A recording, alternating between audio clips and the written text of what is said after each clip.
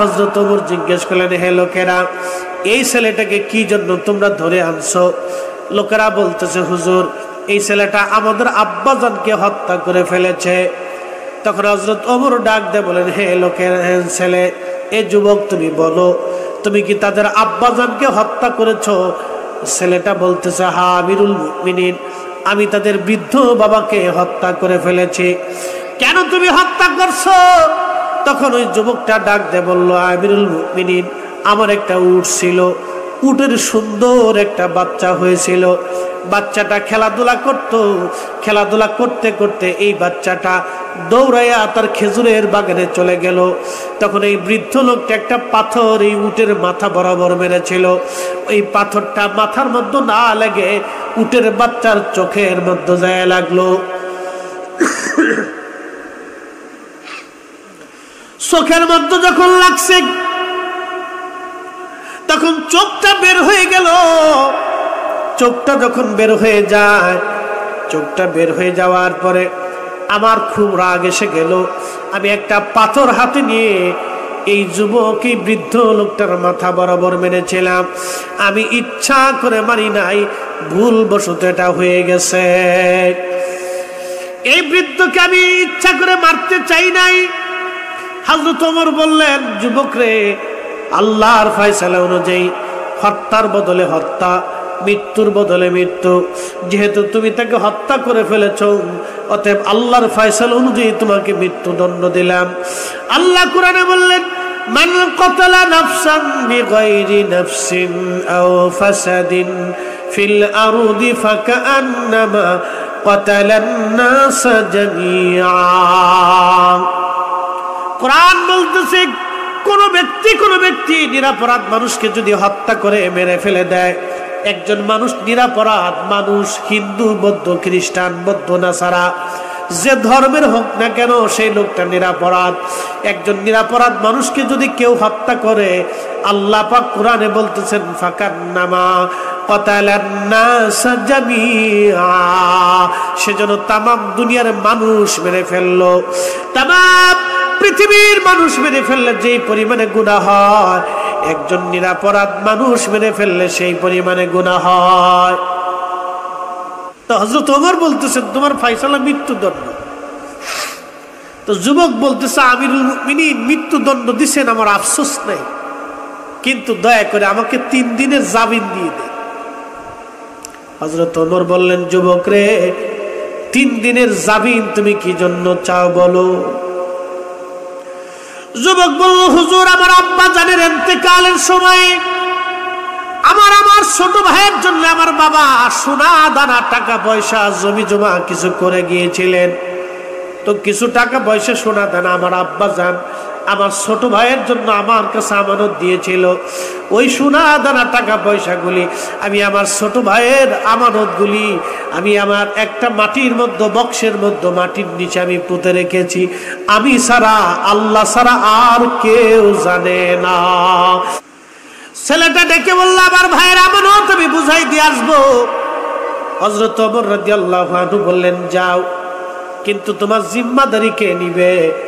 যুবক বলতেছে, হুজুর, এই মদিনায় আমার পরিচিত কেউ আত্মীয় নাই যে আমার জিম্মাদারি নিবে। ওমর বললেন, জিম্মাদারি না হলে তো সারা যাবে না। তখন আবু যর গিফারি রাদিয়াল্লাহু আনহু দাঁড়ানো। হযরত ওমর রাদিয়াল্লাহু আনহু কে আবু যর বললেন, ওমর, আপনি যুবককে 3 দিনের জামিন দিয়ে দেন, এই যুবকের জিম্মাদারি আমি আবু যর নিয়ে নিলাম। একবার জোরে বলবেন কি মারহাবা। ছেলেটি রওনা হয়ে চলে গেল। 3 দিন পর হযরত ওমর মদিনার নবীর মসজিদের বারান্দায় বসে গেছে। ওই যুবক আজ আসবে, বিচারের কাঠগড়ায় দাঁড়ানো। আবু যর গিফারি বসা, সাহাবীরা বসে আছে। যুবক আসবে, আজ বিচার ফয়সালা হবে, বাদীরা দাঁড়ানো। সন্ধ্যা ঘনিয়ে যায়, কিন্তু যুবক আসে না। কারণ কি? সবাই চিন্তায়। কোন সাহাবী কেঁদে ফেললেন আর বললেন, হায়, আজকে আবু যর বুঝি মারা যাবে। কারণ ওমরের ফয়সালা তো ওমরের ফয়সালা নির্ভেজাল। যখন এই যুবক না আসবে, তখন এই জিম্মাদারির উপরে দায় বর্তাবে। আজকে একটা ছেলের জন্য নবীর একজন সাহাবী আজ মারা যাবে না, তা হতে পারে না। বাদীরা তোমরা মামলা তোমরা উঠায় নাও। বাদীরা বলল না, বাবা হত্যার ফয়সালা না নিয়ে যাব না। ও মুসলমান, কার জমি আপনি মেরে খাবেন, কার সম্পদ আপনি নিয়ে বড়াই করবেন? এই জমিন আপনার আপন হবে না, এই জমিন আপনার হবে না। চিরদিন এই জমিনের মালিক কেউ থাকতে পারে নাই। ওই যে দেখেন বাংলার শেষ স্বাধীন নবাব সিরাজউদ্দৌলা, আজকে সিরাজউদ্দৌলা ছিল এই বাংলার স্বাধীন শেষ নবাব। হাজার হাজার হাজার হাজার একর সম্পত্তির মালিক ছিল তারা। তাদের বংশধররা আজকে কোনো রকম দিন কাটায়, তাদের কোনো বংশধর ভিক্ষা করে খায়, তাদের কোনো বংশধর আজকে ঠাই মাথা গোজার তাদের কোনো ঠাই নাই। কি কথা কর না কেন, ঠিক কিনা? এক সময় যারা জমিদার, এ দেশের জমিদার ছিল, যাদের বাড়ির সামনে দিয়ে জুতা পায়ে হেঁটে যেতে পারতো না, খালি পায়ে যাওয়া লাগতো, মাথা নিচু করে কুন্নিশ করে যাওয়া লাগতো। আহা, আজকে তারা সেই জমিদাররা কোথায়? তাদের বিরাট বড় প্রাসাদ আর বিল্ডিং এর মধ্যে সামসিকে বসবাস করে। তেলাপোকা ঘুমায়, ইঁদুরে ঘুমায়, বাদুরে ঘুমায়, ওই শিয়াল কুত্তা তাদের ওই বিল্ডিং এর মধ্যে ঘুমায়। তাদের অস্তিত্ব আজকে আর নাই, জমিদারি নাই। তারপরে রাজত্ব একমাত্র আল্লাহ। আর দুনিয়ার ভিতর থেকে রাজত্ব তারাই করে গেছে যারা আল্লাহ বলা, আল্লাহর ওলি হয়ে কবরে চলে গেছে। আজকে রাজা গোরগোবিন্দ নাই, কিন্তু শাহজালাল ইয়ামিনী আছে। কি কথা কন না কে? গোরগোবিন্দ নাই, শাহজালাল ইয়ামিনী আছে। রাজা পৃথ্বীরাজের রাজত্ব নাই, খাজা বাবা আজমিরের রাজত্ব এখনো আছে। আর হিন্দু, মুসলমান, শিখ, বৌদ্ধ, খ্রিস্টান উনার মাজারের পাশে যাইয়া মাথা নিচু করে বসে থাকে। কথা বলে ঠিক কিনা? প্রিয় মুসলমান, এই জন্য দুনিয়ার জমিদারি বাদশাহী টাকা পয়সা কিছুই না বাপ। এখানে থাকার জন্য আমরা কেউ আসি নাই। মুসলমান, চিন্তা হবে আল্লাহ, দুনিয়ায় কোনো মানুষ আমি ঠকাবো না। কেন? একজন ছোট্ট ব্যবসায়ী গরিব মানুষ, তার হক আপনি কেন নষ্ট করবেন? আপনার বোনের জমির আপনি কেন বুঝাবেন না? ভাইয়ের জমিটা কেন বুঝাই দিবেন না? এতিম সন্তান, ভাতিজা, ভাগ্নের সম্পদ কেন বুঝাই দিবেন না? হ্যাঁ, বুঝাই দেন। কেন মানুষের হক নষ্ট করে মেরে খাওয়ার ধান্দা হবে আমাদের? ও নবীর উম্মত, ওই ছেলেটা 3 দিন পর যখন সন্ধ্যা গনে গেছে, হাঁপাইতে হাঁপাইতে দৌড়ায় আসছে, সালাম দিলেন, আসসালামু আলাইকুম ওয়া রাহমাতুল্লাহ, আমিরুল মুমিনিন, আমি আসছি, সূর্য ডুবার আগে চলে আসছি। হুজুর আবু যর, ক্ষমা করে দেন, 3 দিন আপনাকে বড় পেরেশানির মধ্যে রাখছি। আমিরুল মুমিনিন, আমি আমার ভাইয়ের হক মিটাইছি, আমি আবার আপনার আদালতে আসছি। আমি মানুষকে মেরেছিলাম, আল্লাহর ফয়সালা অনুযায়ী আপনি আমাকে মৃত্যু দণ্ড দিবেন। আমিরুল মুমিনিন, মৃত্যু দণ্ড দিয়ে দেন, আমার আর কোনো আফসোস আমার জীবনে নাই। কারণ আমি আমার আব্বার দেওয়া ভাইয়ের আমানত আমি বুঝাই আসছি। একবার জোরে জোরে বলা যাবে কে মারহাবা। হযরত ওমর চোখের পানি ফেলে দিয়ে কাঁদে, এত ভালো ছেলে আর হবে না মদিনায়। এত ভালো ছেলে ওমরের মৃত্যুর কাঠগড়া থেকে ফিরে গেছে, আবার আসছে।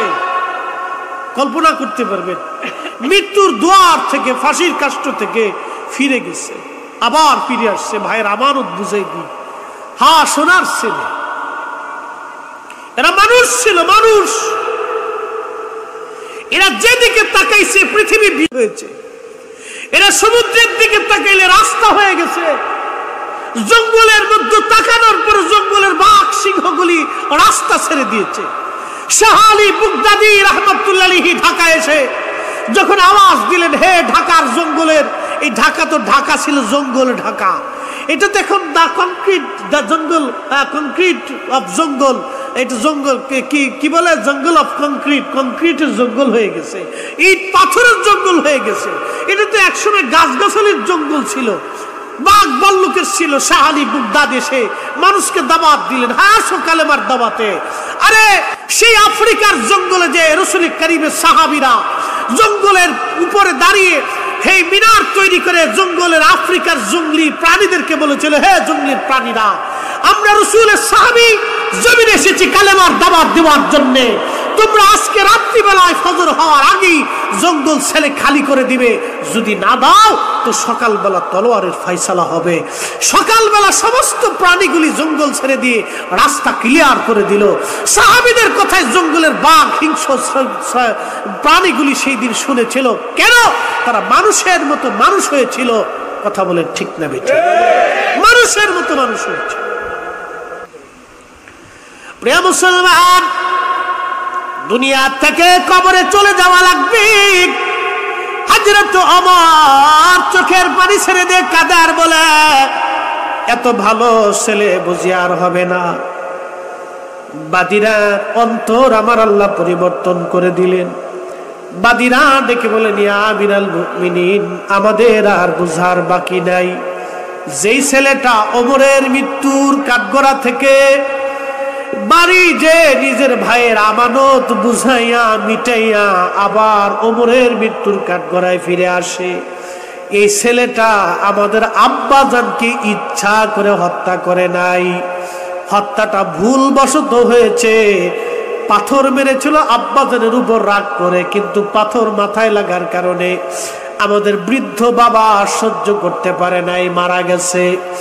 আমিরুল মুমিনিন ছেলের বিশ্বস্ততা, আমানতদারিতা দেখে আমরা মুগ্ধ হয়ে গেলাম। একটা যুবক তার ভাইয়ের আমানতদারিতা দেখে আমরা মুগ্ধ হলাম। হুজুর, আমরা এই ছেলের মামলা উঠায় নিলাম, বাবা হত্যার ফয়সালা আমরা আর লাগবে না, তাকে ক্ষমা করে দিলাম। আমিরুল মুমিনের আদালত যেন তাকে মাফ করে দেয়। হযরত ওমর হেসে দিয়ে বললেন, যাও, বাদীরা যেহেতু ক্ষমা করে দিয়েছে, ওমরের আদালত তাকে নিকুসুর খালাস প্রদান করা হলো। একবারে বিনা শর্তে তাকে মুক্ত করে দিলাম। একবার আওয়াজ তুলে বলা যাবে আল্লাহু আকবার।